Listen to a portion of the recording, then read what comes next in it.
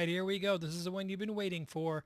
The top slabs in my collection, books numbers 1 through 20, 2025 edition. Stick around.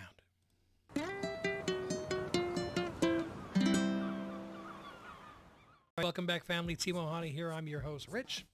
And yep, got my list ready. Got the books ready. And we're set to go. And I am still debating on the number one slot. It's that close that I have it written down. I have it in the stack in a certain order. I might switch. You know what's funny is the way it's in the stack is not the same as the way it's written down. That's how close I am. So are we crowning a new number one this year? Or are we going to keep the same number one and have one heck of a great 1A? All right, let's get going. All right, no, first I got to give you the criteria. I do my House is on Fire as a way of ranking. Okay, so picture you got your collection there. Your house catches on fire. Everybody goes running out. The fire department goes, you know what? I've got we got the fire a little bit under control on the other side of the house. You have time to run in and get one comic. You run in, you grab one comic, you go back out. That's number one on your list. The fire department's like, you know, you got enough time to run in and get one more comic. You run in, okay, I'm gonna grab that one. That's your number two on your list. I did that for 60 books. So these are the top 20 because I already did 21 through 40 and 41 through 60. You got to check out those videos if you're curious, if you haven't seen them already. And 70% or so is based on the value. Okay, I'm not going to lie on that. Of course, you're going to put a $1,000 book ahead of a $5 book. But, you know, the other 30% is sentimental value, rarity. Okay, I mean, let's be honest. If you look at prior lists, I have one book up on the wall that when I got it, it was the only known graded copy of it. Okay, now I think there's 4, and mine is still the highest grade, even though it's a qualified grade. It's a gorgeous book. Why isn't it in the list? Because it isn't. But you know, it's a lot. If the house burnt down and I had my Spider-Man number 300, and I had that book, which is Snow White and Seven Dwarfs from 1938, before they actually even released the movie. Which one could I replace more easily? There's like 15,000, 18,000, whatever copies of a Spider-Man number 300. It's 3 or 4 copies of the Snow White book that is up there.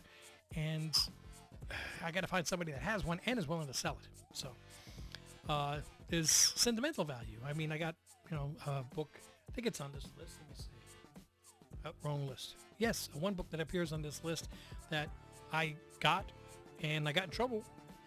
And then I sold it for a profit, and I got in trouble again, so I had to go back and rebuy it. So if you know me, you know which book it is. That's definitely sentimental value. You know? So that gets bumped up a bit based on that. So overall, these are the books that just, between all the criteria that I just mentioned, mean the most to me. One other thing that I'm doing this year is I'm grouping together in one slot groups of books. Now what I mean is, let's just say I collected Stray Dogs, and I got the six covers that meant the most to me, graded 9.8. I would take up 6 slots. I'm going to say, okay, poof, it's coming in at number 37. It's my Stray Dogs collection. You know, I would put it together. It allows more spaces on the list and kind of keeps it together. So there's 2 groupings on this list here that we're going to be showing today. Pretty soon, too. All right, so let's just jump right into this. Coming in at number 20 is a restored book, believe it or not, a purple label, but it means that much to me. It's in the top 20. This is a not just a Carl Barks book. This is the Carl Barks book. This is where his Walt Disney Comics and Stories number 31, where Carl Barks' cover art of Donald Duck begins. I don't care, it's a 7.0 restored. And actually, it's not that bad. It says restoration includes small amount of color touch on cover, pieces added to cover and interior reinforced, staples cleaned, centerfold married. That's a big one. That means they took a centerfold from a different comic book, opened up the staples, put this one together, and include the staples back up again. And another big one here is right edge of page 18 and 19 are trimmed. That's probably where it got married, honestly. But just I want to put, forget the label. See that? That's what I want to see. And it's a beautiful, vibrant, beautiful, I love this cover. Carl Barks is considered one of the top 10 comic artists of all time. And he drew Walt Disney Comics and Stories, Donald Duck for decades. It began with this book. So, and also shows you that you could have gotten a subscription for only $1 per year or $2 for 2 years, and that's post-paid. Yeah, wish I had, right? Wish I was alive at that time. No, if I was, I'd probably be dead by now. But yeah, that's book number 20 on this list. Coming in number 19. He's the king, baby. He is the king. It is Elvis Presley. No, it's not. It is Godzilla. Number 1. This is a book that since I was collecting way back in the day, I always wanted a Godzilla number 1 in mint condition. Back before they had grading, just in mint condition. I never got one. And before Godzilla Minus One came out, okay, and before the Godzilla hype, I got this at, you know how the market goes up and down, I got this in a down. And even though it's down again right now, it's still higher than I paid for it, so I'm happy. But it is a Godzilla number 1 in a 9.8 white page, old label. So that means I could probably get like, what, a 10.1 now, right? Yes. It says Dum Dum Dugan and Nick Fury appearance, Godzilla illustration by Dave Cockrum on the letters page. On this one, it's Herb Trimpe and Jim Mooney's art. I saw the cigar. I thought there was Dum Dum Dugan right there on the cover, but it's not.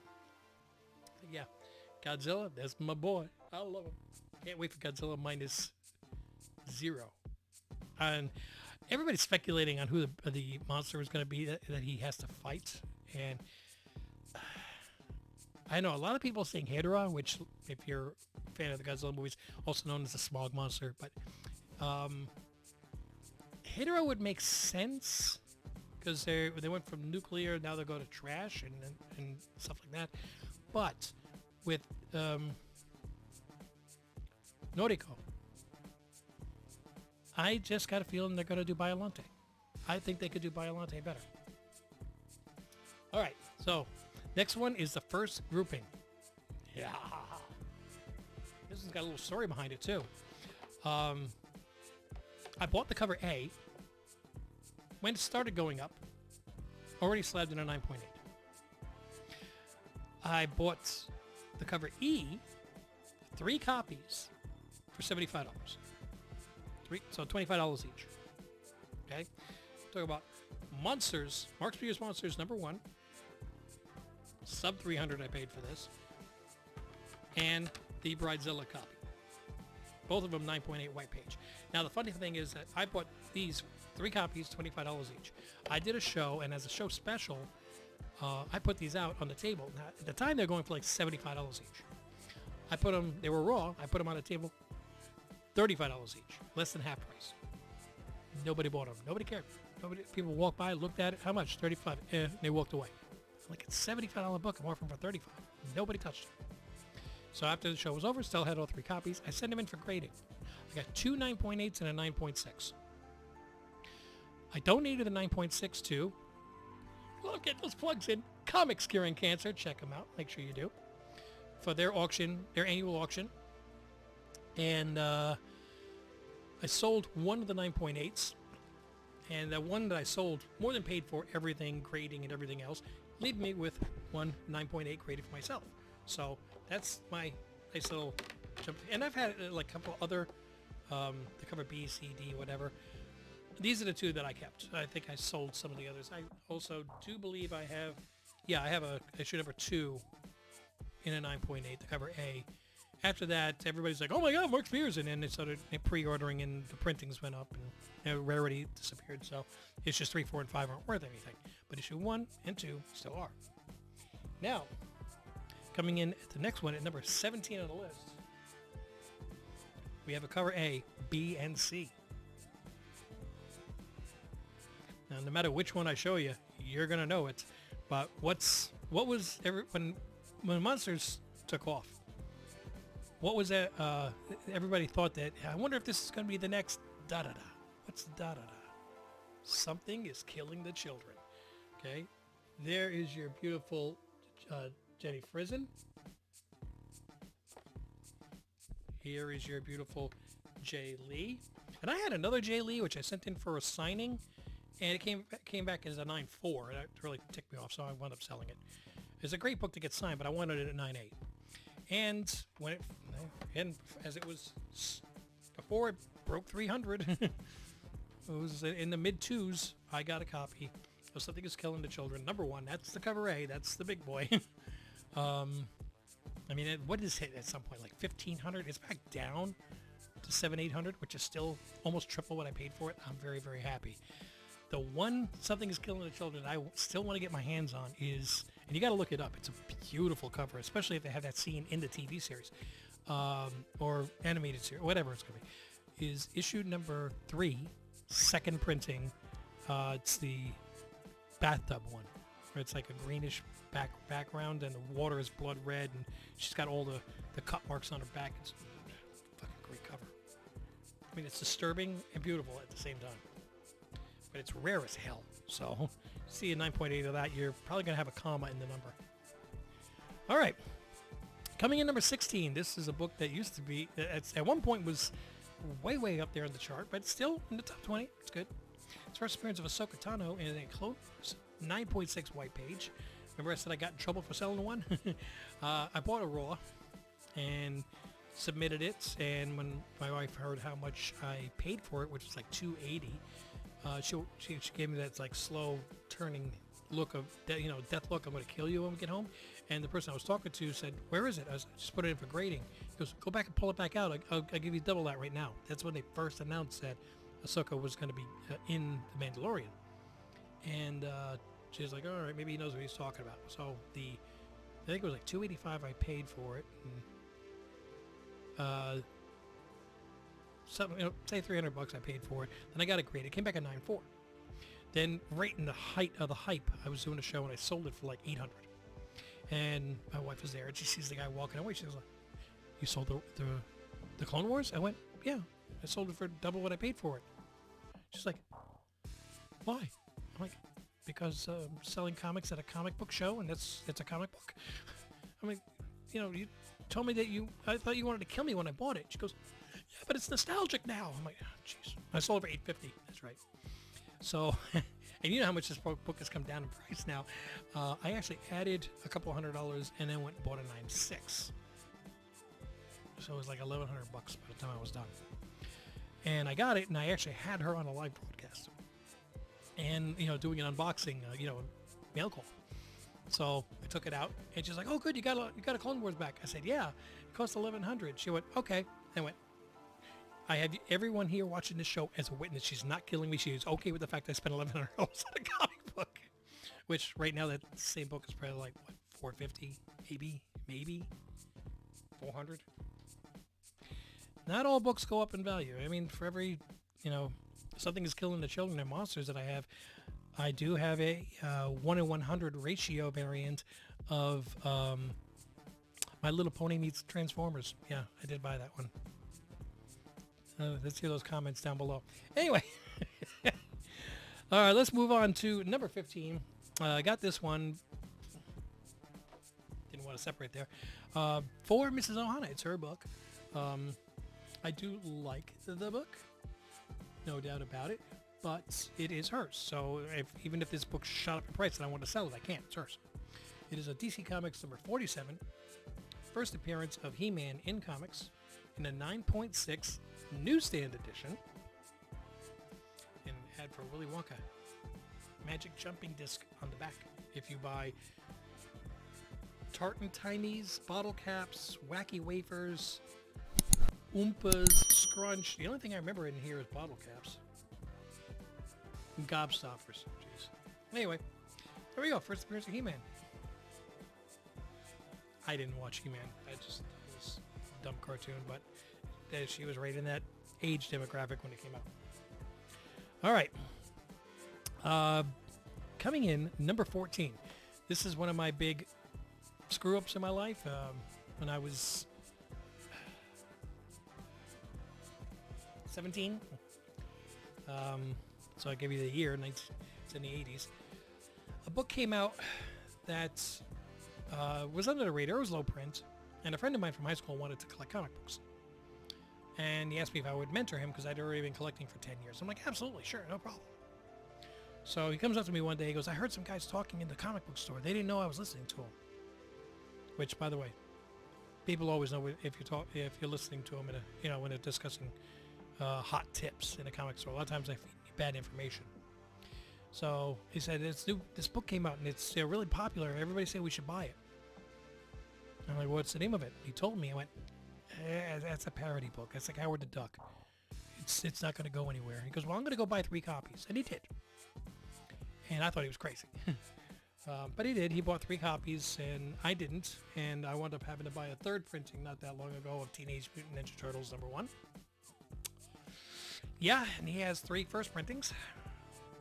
Actually, no, 2, because he sold one to put a down payment on a house. Good for you, John. Jealous. I'm happy that you got it. I really am. Like I said, I got some books that go up, some books I missed it completely. Oh, well. All right, next one up. Everybody has their birth book. You know, the book that came out the month that you did, that you popped out of the womb. And older people like me, those become Silver Age books. Yeah, it's not Golden Age. Don't even go there. Silver Age books, well, yeah, my birth month does have a key. Now, again, it's the month that's listed on the comic, which I know comes out a couple months early, but it's not what you go by. So if it says September on the comic, it's considered a September, even though it probably hit the stands like June or July. But yeah, I did have a key book, and it did have a variation too, which I prefer the variation. So we got Captain America number 100, a nice 8.5, but the lettering around Captain America, I like the misprint that is in white. I hate the printing that has those white lines around the letters in the same yellow as the big premiere issue yellow, and the yellow up here in Cap in his own magazine. I just hate it. So I was always looking for a decently priced white letter Captain America 100. I had a 6.0 for a while. I was able to get my hands on an 8.5, and then I donated the 6.0 to Comics Cure Cancer. You think I had some coffee tonight or what? So yeah, this is the first issue for the Black Panther appearance, and this is where the book went after Tales of Suspense number 99. All right, we are at number 11. And I'll be honest, when I put this list together, I was very shocked to see that this book did not make the top 10. That shows you what a change my collection has made over, the last few years. Oh no, we're at number 12. I'm sorry. We're at number 12. Thing is, I looked down and I saw the list, and I didn't look at the number. I just went up from the name, because the next book, number 12, is the same title, Captain America, but it's a different version. We're talking Golden Age Captain America. Yeah, it's a 0.5, but it's Captain America number 38 from 1944. Beautiful Alex Schomburg cover. And I owe this one thanks to Rob's Fat Stacks of Comics doing his Slab Hub and watching his show. He does it every single Saturday. Best giveaway in comic videos on YouTube. So he does it every Saturday. It's 2:30 p.m. Pacific, Eastern Standard, 11:30 a.m. Pacific time. Rob's Fat Stacks of Comics, one word. Stacks has an X. Okay. He also has the coolest mustache. He, had some guests on, and they were discussing Schomburg covers, which I love. I've fallen in love with Schomburg as an artist. I have a bunch of books now, which earlier in the countdown you saw some of them. We will not see any more on this countdown. This is the highest ranked one. This is a 1944 book. Page 6, 16, and 17 are missing. Okay, but as you can also see, the way that they depicted some people back in the 1940s was not the most flattering, but it did give you a chance to get some Baby Ruth candies. A recipe on every wrapper, yeah. But yeah, Alex Schomburg drawn Captain America from 1944. Okay, now what was I saying a second ago? I was very shocked to see this next book. Yes, I verified it is. Did not make the top 10, because this has been a perennial top 10 book, It's just that I've got 10 other books that I would grab before this. There does not mean that every book after this is monetarily worth more. I've got a couple in here that are worth less, but they get way big bonus points because they're sentimental. But coming in number 11 is Hulk 181, missing the Marvel value stamp, first full appearance of Wolverine. And, okay, I'm not going to go down that argument. I don't want to offend anybody. First cover appearance of Wolverine. How about that? It is in a 3.5, off-white to white pages, missing the value stamp. It's the only one, and it even says up here, first full appearance of Wolverine. So just going to read that the way it is. I do have 180 and 182, both very low grade. I would like to get this with a Marvel value stamp at one point, but since I've got such a nice looking copy to put up on the wall, I didn't give it that much priority. You know, this is one of the only ones that if you go into like Cover Price and you try to pick the book, they actually have separate price guides for missing the value stamp and not missing the value stamp. That's how common it is to be missing the Marvel value stamp on this book. All right, we're hitting the top 10. Here we go, guys. Coming in number 10 is a book I think it's worth a little bit less than that, but this is a book that I got for Mrs. Ohana. I bought it from a coworker. I clean and pressed it myself. I estimated the grade to be a 3. After cleaning and pressing, it looked a bit better. Sent it in, got a 5.5. It is her favorite character's first appearance. Marvel Spotlight, number 5, first appearance of the Ghost Rider in a 5.5. And a really tough black cover there. Origin of first appearance of Ghost Rider, Johnny Blaze. First appearance of Roxanne Simpson. Beautiful Plugart. And I don't understand what made them think it was a good idea to make comic books with black borders. All right, number 9. Let me see, I got 1, 2... No, it should have been. 3, 4. 4 out of the next 10 books, out of the next 9 books, are 0.5s. Okay? Because I just can't afford anything else, but I made sure I got ones that presented as well as I can. And this is a really good example of it. Book number 9 in a 0.5 with a customized label. It's Daredevil number 1. And for a 0.5, that looks pretty dang good. Now I'll show you why. If I turn it around, you can actually see the hole punches. But what's great about it is it's right in the middle of his neck here. It's right below his fingertip here. See, I get the light going through it. You can see it better. And down by his foot, like almost in the guy's crotch, right where you would want to shoot anyway. But it's got the customized labels of 0.5, and I'm really, really okay with that. So it presents really good. It is, like I said, it does say it's missing page 12.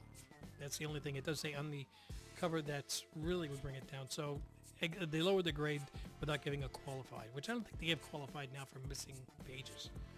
I might be able to resubmit that and get a higher grade, but it's not going to change the book itself. It doesn't matter. All right, number 8. Sorry, the book after this is a magazine size, and it's a pain to get this one off the top. This one is signed by Dick Ayers. Dick Ayers, I believe, passed away in 1991. It's a CGC JSA authenticated autograph, obviously, because they didn't do slabs back in 1991. It's Avengers number 1. And right there in the middle, a nice good spot on a light blue sky, very, very light blue, in pen, Dick Ayers' signature. And Dick Ayers is the one that, with Jack Kirby, did the cover and the art. It's a Stan Lee story. It's a good book. Boy, you think about how the Hulk looks. Iron Man's still wearing yellow. I think they just took the same picture right off of Thor's first appearance. That was so stylish. That was so stylish. It was 83, right? I know when I see it. Okay, so this one was at the time the highest money I'd ever paid for a raw book. And it was also it was off of eBay, so I was please, please, please. But it was donated to a church, and the church was auctioning it off, and I got it for a decent price. I estimated its grade to be about 7.0, and I sent it to the presser that Rob Sats Comics uses. Like, as long as I get above a 6, I'll break even. Now, this is one of those books that like a 6.0, 6.5, 7.0 go marginally, minimally between grades. This book goes up a big amount for each grade. This came back at 7.5, which really made me happy. For Vampirella #1, 1969. Origin and first appearance of Vampirella, Frank Frazetta, frontispiece. Don't ask me to define what that means, you gotta Google it. And of course, the nice artwork on the back cover as well. And I still think they undergraded this. I mean, it's got color break and color it's spine ticks. I get it. I still think this is an 8. But I'm fine. It doesn't change the book. Okay, number 6. Number 6. This is a good book. It's a really good big boy book. It's in off-white pages, 5.5 grade, of Fantastic Four, number 48, The Coming of Galactus. First appearance of the Silver Surfer, and Galactus. He's a cameo at the last page, and it's, Toga Party on the cover. Yeah, I had 49 earlier in the countdown. The reason that they're not together is 49 is historically less than 48 anyway, but also that was a 3.0 and this is a 5.5. All right, we're hitting the top 5 books, and I still haven't decided on number 1. I think I have. That means I'll change 4 more times before we get there. All right, I was always looking for a decent condition on this book, and this one is not a 0.5. It's a 1.0, but for all intents and purposes, it's a 0.5.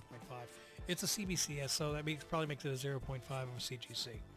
It's got a nice square cut out of the cover, but still leaves the important parts so you know exactly what it is when you see it.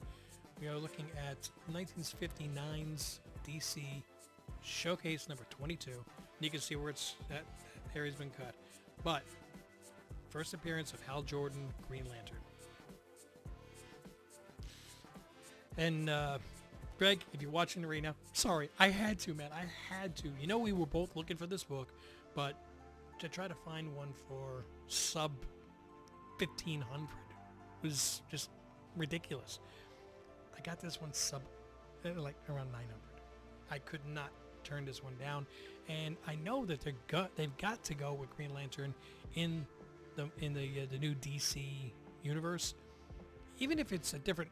I think it's going to be John Stewart. But even if it is, every Green Lantern book is going to go up. Every Green Lantern key.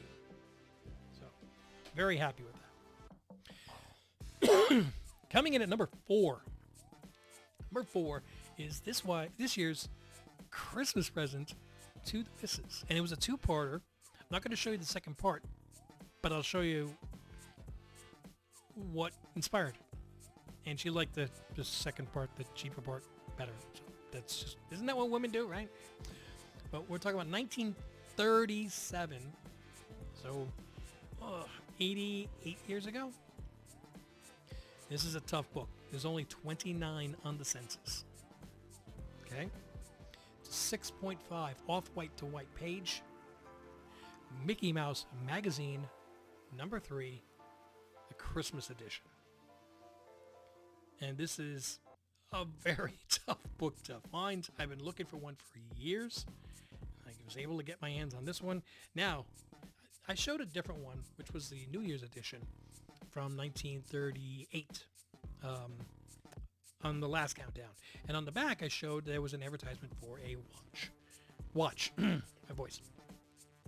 I said I would love to get the watch for that, but you couldn't get a working one for like less than $1,000. I'm like, no.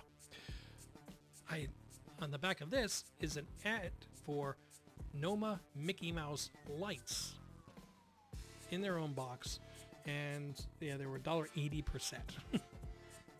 I found, still in the box is horrible, but Every one of these looks like it hadn't seen daylight. And they still light up when you plug them in. I found that on eBay. Got that. That is where she absolutely flipped out. So I was able to get the book and the lights. And if they ever do comic gories again on John's Comics for Kids, or actually I think he's renamed the channel now because his kids aren't really kids, but you know what I mean. And they have a Christmas theme, I'm ready. Okay, this is the one I would pull out. And I got a lot of Christmas books, but this is maybe the Comic Cavalcade because it's got Santa right there on the cover too with Wonder Woman, Flash, and Green Lantern. I have choices. There we go. All right, number three. It's another book I got earlier this year, and I was looking for this book for a while, and I was always kicking myself for not buying it when I was a kid. You know, it came out before I was collecting comic books, and it was always considered to be a big book. And I think a mint copy costs like $75. I'm like, I'm not paying $75 for a comic book. I wish I did. But this one's just like the Submariner. It was very susceptible to comic book stores. Submariner #1, this book were two of the ones that always on display in a spot that got sunlight. And there are so many faded copies of this book. It's not funny. I think some of you guys already know what I'm talking about, but I'll continue going. As a result, there are decent grade books that are so faded, it's not worth it. So I said, look, I'll take a lower grade to get a sharp, vibrant, colored book. I mean, I would love to get like a 7. That'd be great. As long as it's vibrant, though. I'll take a vibrant 5 over a faded 7. I was able to get a vibrant 7.5 of Giant Size X-Men #1. Yes, this is. You go watch Rob's channel. He's gonna, they're gonna debate which one is the most important X-Men book between him and Chris. One says Giant Size X-Men #1. The other one says X-Men #1. And I think it's Chris that says X-Men #1 is more important because without X-Men #1, you don't get Giant Size X-Men #1. I get it, but this kind of really changed the way comics were done.